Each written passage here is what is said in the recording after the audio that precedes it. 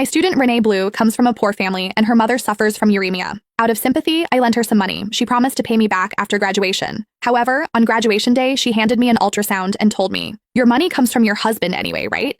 I'm pregnant with your husband's baby, so I won't be paying you back. Also, you should step aside." I was in shock because my husband had been dead for 7 years. It wasn't until I saw Renee with my driver that I understood how she got pregnant. On graduation day, I went to congratulate my students as their lecturer. I also planned to ask Renee for the $20,000 I had lent her for school and medical expenses. But when I saw her, before I even said anything, she gave me a look of contempt and said, "Candace, go get your car and take me home." I was a bit stunned. "What did you say?" Renee scoffed, pulled out an ultrasound report, and handed it to me. Confused, I took the document. It said early pregnancy, about 10 weeks along. I was speechless. What were these college students thinking? They think they could treat their lecturer like a chauffeur just because they were pregnant? Why was she acting so entitled? "Renee Blue, your pregnancy has nothing to do with me. Why should I take you home?" Her bestie, Fiona, immediately chimed in. "How can you say that, Ms. Jonah? Renee has difficulty moving around because she's pregnant. If it weren't because your car is nice, comfortable, and safe, we wouldn't even want to ask you." What kind of nonsense is that? What does it matter how nice my car is? Who are you to demand anything from me? I was beyond words and wanted to leave, but Renee blocked my way, arms crossed.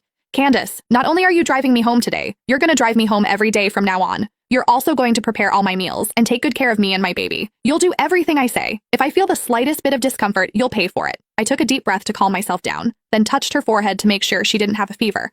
I couldn't help but remark, "If your brain is fried, you should go see a doctor. You're just pregnant, not giving birth to a goddess. Why should I serve you? Your comfort or discomfort has nothing to do with me. You're insane." Fiona and Renee exchanged glances, both looking smug.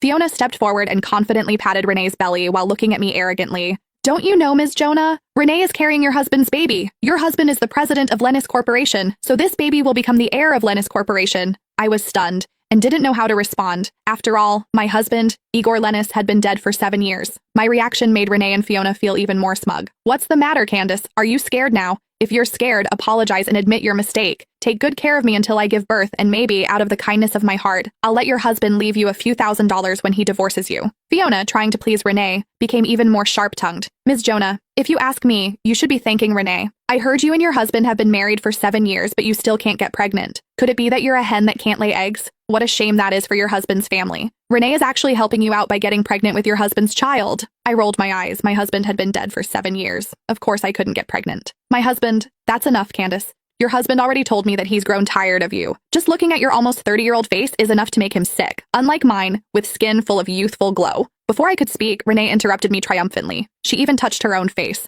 full of vanity. "You must be mistaken. Oh, right, Candace. As for the money I owe you, forget about it. We all know it's your husband's money anyway.